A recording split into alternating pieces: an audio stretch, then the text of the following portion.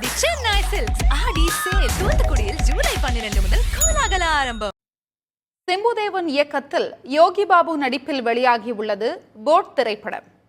இந்த படத்தின் கதைக்களம் என்ன, எதிர்பார்ப்பை பூர்த்தி செய்ததா? இந்த தொகுப்பில் பார்க்கலாம்.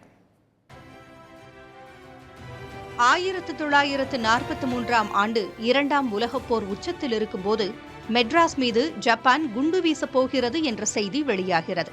அதிலிருந்து தப்பிக்க மக்கள் சிலர் ஒரு படகில் ஏறி கடலுக்கு செல்கிறார்கள். படகில் யாரெல்லாம் ஏறினார்கள், அவர்களின் பின்னணி என்ன, அவர்கள் பிழைத்தார்களா இல்லையா என்பதுதான் போட் படத்தின் கதை.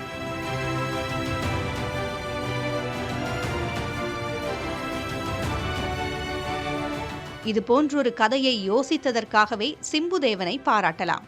படத்தின் ஒன்லைன் கேட்டால் சர்வைவர் த்ரில்லர் போலத்தான் தோன்றும். இருந்தாலும் திரைக்கதையை வேறு பாதையில் கொண்டு செல்கிறார் சிம்புதேவன். ஒவ்வொரு கதாபாத்திரத்திற்கும் வித்தியாசமான பின்னணியை அமைத்து கவனம் ஈர்த்திருக்கிறார்.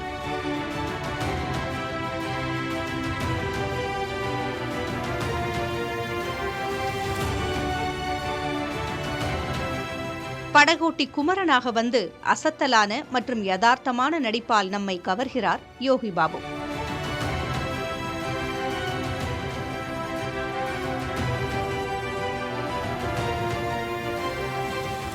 நூலகராக வரும் MS பாஸ்கர் படத்தில் யோகி பாபுவிற்கு அடுத்த முக்கியமான கதாபாத்திரம். நடுக்கடல், படகு என்ற ஒரே லொகேஷனில் சலிப்பு தட்டாமல் கதையை நகர்த்துவதற்கு ஆழமான வசனங்கள் மிக முக்கிய பங்காற்றி இருக்கின்றன.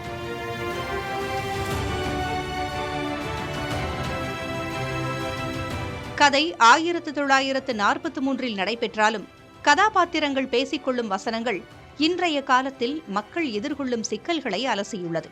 படத்தின் முதல் பாதி விறுவிறுப்பாக நகர்ந்த நிலையில் இரண்டாம் பாதியில் உயிரை காப்பாற்றிக் கொள்ள யோகி பாபு விதிக்கும் நிபந்தனை என்ன, அதற்கு மற்றவர்கள் உடன்பட்டனரா உள்ளிட்ட கேள்விகளுக்கான பதில்களோடு மேலும் சுவாரஸ்யமாக்கி படத்தை முடித்துள்ளார் சிம்புதேவன்.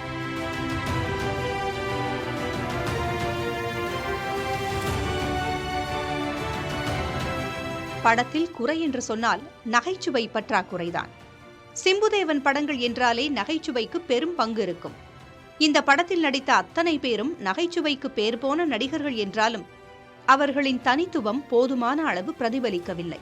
அவர்கள் ஏற்ற கதாபாத்திரங்களை இன்னும் அழுத்தமாக அமைத்திருக்கலாம். படத்தில் இடம்பெற்றது ஒரே ஒரு பாடல் என்றாலும் அதை கர்நாடிக் கானாவாக கொடுத்து ஜிப்ரான் அசத்தியிருக்கிறார். பாடல்களுக்கான வாய்ப்பு குறைவாக இருந்தாலும் பின்னணி இசையை சிறப்பாக அமைத்திருக்கிறார். சுற்றிலும் கடல் என்பதால் இந்த படத்திற்கு ஒளிப்பதிவு என்பது சவாலான ஒன்றாக இருந்திருக்க வேண்டும். அதை மாதேஷ் மாணிக்கம் அழகாக கையாண்டுள்ளார். கடலின் அழகை இரவிலும் பகலிலும் காட்டியிருப்பதுடன் ஒவ்வொரு கோணத்திலும் கதையை சலிக்காமல் நகர்த்திச் செல்ல அவரது கேமரா உதவியுள்ளது. கடலில் இறங்கிய இந்த போட் தத்தளிக்குமா, கரை சேருமா என்பது மக்கள் கையில். புதிய தலைமுறைக்காக ராம் பிரசாத். தி சென்னை சில்க்ஸ் ஆடி சேல் தூத்துக்குடியில் ஜூலை 12 முதல் கோலாகல ஆரம்பம்.